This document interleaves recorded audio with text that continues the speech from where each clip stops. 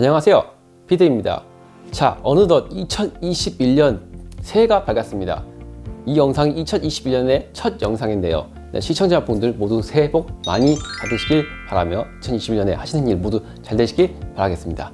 자, 올해 2021년 첫 영상은 우리가 세차를 해야 될 때 보는 세 가지 요소에 대해서 설명을 드리려고 합니다. 우리가 세차를 하고 난 뒤에 확인하는 세 가지의 기능이 있습니다. 자, 첫 번째는 슬립감이고요. 자, 두 번째는 발수력, 그리고 세 번째는 광택 효과입니다. 자, 오늘은 이 세 가지 요소가 자동차 관리에 어떠한 영향을 주는지에 대해서 알아보도록 하겠습니다. 자, 첫 번째 설명드릴 건 슬립감입니다. 슬립감이 좋으면 어떤 효과가 일어나느냐. 자, 이 도장면이 이렇게 맨들맨들하고 부드러워짐으로써 이렇게 물건을 뭔가가 부딪혔을 때 이게 쉽게 슬릭하는 현상이 발생합니다. 물리적인 접촉이 슬릭이 잘 일어난다는 것은 물건이 직접적인 데미지를 일으켰을 때 이 데미지가 비껴 나갈 확률이 높아진다는 겁니다. 그렇기 때문에 슬립감이 높으면 높을수록 뭔가 외부적인 데미지가 입혔을 때 슬릭이 될 확률이 높기 때문에 자동차의 데미지를 줄일 수거나 예방을 할 수가 있게 됩니다. 쉽게 설명을 드리면은 자동차가 코팅 안 되어 있는 뻑뻑한 도장면을 탁 때렸다고 생각을 해보세요. 그리고 반대로 도장면에 슬릭감이 높아서 좀 잘 미끄러지는 형상입니다. 흔히 말해서 파이도 미끄러질 수 있는 그런 상황. 그런 상황에서 이렇게 딱 때렸다고 생각을 해보세요. 슬릭감이 있을 때는 이게 딱 쳤을 때 순간적으로 미끌리기 때문에 데미지가 100% 전달이 되지가 않습니다. 그렇기 때문에 이 코팅이 안 되어 있는 것보다 코팅이 되어서 슬릭이 발생하는 게 훨씬 더 데미지를 더 적게 만들 수 있는 거죠. 그렇기 때문에 차를 아끼고 사랑하시는 분들이라면은 내 차의 흠집을 조금이라도 방지하고 조금이라도 예방을 하시려면은 이 슬릭감을 상당히 중요시 하시는 게 맞습니다. 자, 두 번째는 발수력입니다. 발수력은 차량의 관리 면에서도 중요하고요. 그리고 우리가 세차하는 프로세스에서 상당히 중요한 요소입니다. 사람들은 이 발수력을 좀 퍼포먼스적인 요소를 많이 보지만 실제로 발수력 역시 자동차 관리에서 상당히 중요한 요소를 차지하는 요소입니다. 우리가 이 자동차 표면에 코팅지를 바르면은 자동차 표면에 의한 코팅지에 의해서 물을 밀어내는 성향이 생깁니다. 그로 인해서 생기는 게 발수죠. 사람들은 크게 발수를 두 가지로 나뉘어서 많이 얘기를 합니다. 기존의 발수와 그리고 친수를 나누죠. 발수는 물방울이 동글동글하게 일정하게 맺히는 형태를 말하고, 친수는 이제 물이 일정하게 맺히지 않고 퍼지는 현상을 말합니다. 근데 이거는 약간 잘못된 부분이 좀 있습니다. 친수가 발수랑 좀 다르다고 생각하지만 실제로 친수도 발수의 한 종류입니다. 실제로 표면이 물을 밀어내는 증상을 발수라고 하는 거기 때문에 친수 역시 코팅이 되어 있다면 동일하게 물을 밀어냅니다. 그렇기 때문에 친수형 발수라고 표현을 하는 게 오히려 맞는 표현입니다. 진짜 친수라는 것은 도장면에 코팅이 되어 있지 않는 상태에서 물을 뿌렸을 때 도장면이 물기를 머금고 있는 그런 증상을 친수라고 하는 겁니다.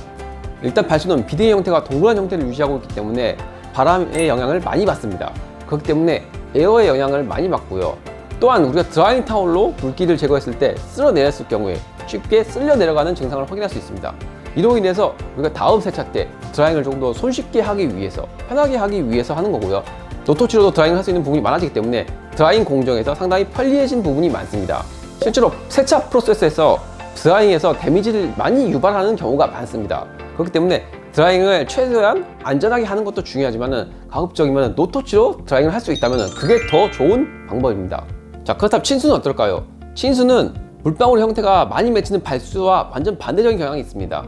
물방울 형태가 일정하게 생기지 않는 대신에 물을 뿌렸을 경우에 물이 뭉쳐서 한꺼번에 쓸려 내려가는 경향을 많이 보입니다.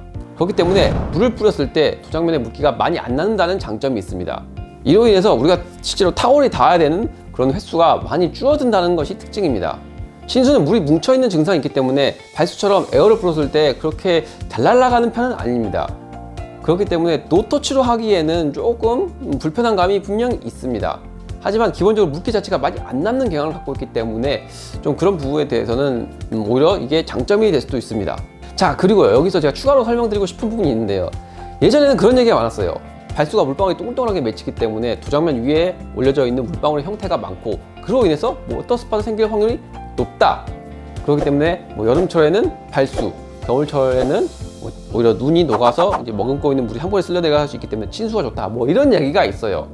틀린 말은 아니에요. 하지만 환경적으로 이게 그렇게 와닿지 못하는 이유가 실적으로 그렇게 효과를 보려면은 비가 정말 많이 내려야 돼요. 진짜 폭우처럼 내리다가 비가 갑자기 뚝 끊겨야 돼요. 그런 상황에서나 이게 효력을 많이 발휘하는데 우리나라는 그렇게 비가 많이 오지도 않을 뿐더러 비가 와도 그렇게 폭우가 많이 쏟아지진 않습니다. 비가 뚝 쏟아지는 게 아니라 서서히 그치기 때문에 결국에 마지막에 뿌린 물기가 도장면 위에 그대로 남아 있을 수밖에 없습니다. 이건 발수형 코팅제를 바르든 친수형 코팅제를 바르든 다 똑같은 겁니다. 이거는. 그렇기 때문에 이런 부분에 대해서 뭐 여름철이 더 이게 효과적이네, 겨울철이 더 이게 효과적이네, 이런 거는 그렇게 우리나라 환경에서는 그렇게 큰 의미가 있는 부분은 아니라고 생각합니다. 특히 발수 쪽에서는 비딩각이라는 거를 많이 얘기를 하는데, 이 비딩각이 크면 클수록 더 물방울이 더 잘 굴러간다. 그렇기 때문에 도장면에 물기를 덜 남긴다, 뭐 이런 얘기를 합니다. 자, 진짜 물방울이 도장면에서 남지 않고 그렇게 쑥 내려갈 정도라면은 일단은 진짜 비딩이라는 거, 이 비딩이라는 형태가 도장면 위에 그 구 형태, 동그라미 형태로 그대로 올라가 있어야 됩니다. 하지만 물은 중력에 의해서 내려가고 표면 장력에 의해서 흔들립니다. 그렇기 때문에 실질적으로 비딩각이라는 거는 실질적으로 우리가 원으로 따졌을 때 이 절반의 형태를 유지하게 되어 있습니다. 그렇기 때문에 보통 발수를 일으키는 코팅제들은 발수각이 90대에서 100 사이를 나오는 경우가 많습니다. 좀 좋은 제품들은 100에서 110도 사이에 코팅의 비딩각이 나오는 경우도 있습니다.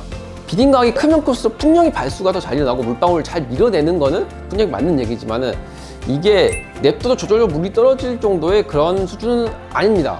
그렇기 때문에 결국에 물을 어느 정도 밀어내줘야 됩니다. 뭐 에어를 이용하든 워터 드라잉 이용을 하든 무슨 방법을 쓰든지 간에 뭐 어찌됐든 간에 물기는 제거를 해야 됩니다. 다만 그 비딩각이 조금이라도 크면 클수록 그런 부분에 대해서 좀 세차를 할 때 드라잉을 하는 과정에서 분명히 유리한 부분이 있습니다. 아무래도 이렇게 물방울이 눌려 있으면 눌려 있을수록 좀 물방울이 뭐 에어나 이런 부분, 외부적인 요인에 의해서 좀 날아가는 게 좀 잘 안 되는 부분이 분명히 있기 때문이죠. 자, 그렇다면 우리가 발수력이라는 걸 평가를 할 때 제일 중요하게 봐야 되는 것이 무엇이냐? 쉬팅력입니다. 쉬팅력. 코팅된 표면에 물기가 닿았을 때 이 물을 밀어내주는 그 효과를 쉬팅력이라고 합니다. 이게 가장 실질적으로 현실적으로 우리가 도장면에 물기가 묻었을 때 물을 최대한 잘 날려주는 그런 효과입니다. 그렇기 때문에 발수 제품을 보든 친수 제품을 보든 쉬팅력이 좋아야지 우리가 일상생활 속에 이런 물기를 조금 잘 날리거나 최소화할 수 있는 겁니다.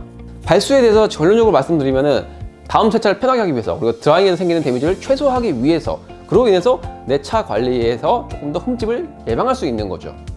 자, 마지막으로 설명드릴 거는 바로 광택 효과, 즉 리플렉션입니다.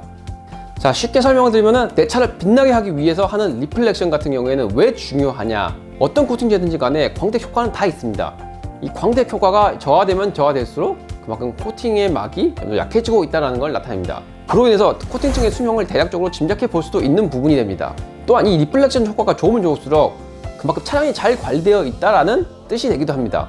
우리가 중고차를 살 때라든가 남의 차를 봤을 때도 이 차가 광택 효과가 잘 되어 있다면 그만큼 차량의 관리가 잘 되어 있다라고 판단을 할 수가 있는 부분이기 때문에 이런 거는 차량의 상태를 보는 데도 많은 도움이 됩니다. 자, 오늘은 우리가 세차를 하면서 자동차 관리에서 필요한 3가지 사항에 대해서 알아봤습니다. 슬립감, 발수력, 리플렉션. 세차인들 사이에서는 이게 조금 퍼포먼스적인 경향으로 보고 있는 부분이 많지만 실질적으로는 이게 자동차 관리에 상당히 직접적으로 연관이 있는 요소입니다. 그렇기 때문에 이런 요소를 좀 잘 알고 있으면 여러분들은 또 자동차 관리에 많은 도움이 되실 겁니다. 케미컬의 성능이 완벽할 수는 없어요. 케미컬의 밸런스는 무언가 하나가 주면은 무언가 다른 요소가 조금 더 아쉬운 모습을 보이게 되어 있습니다. 자, 그렇기 때문에 외부적인 데미지를 최소화하려고 하면 슬립감이 좋은 게 좋고요. 세차에서 나는 흠집을 좀 최소화하고 싶다 그러면은 발수 쪽에 좀 더 신경을 쓰는 게 좋고요.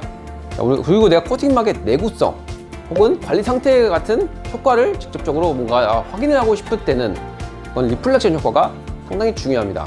이 3가지 요소를 여러분들의 취향에 맞게 그만큼 그런 성능이 조금 더 뛰어난 케미컬을 쓰신다면은 여러분들의 자동차 관리를 하시는데 아주 좋은 효과가 될 거라고 저는 확신합니다.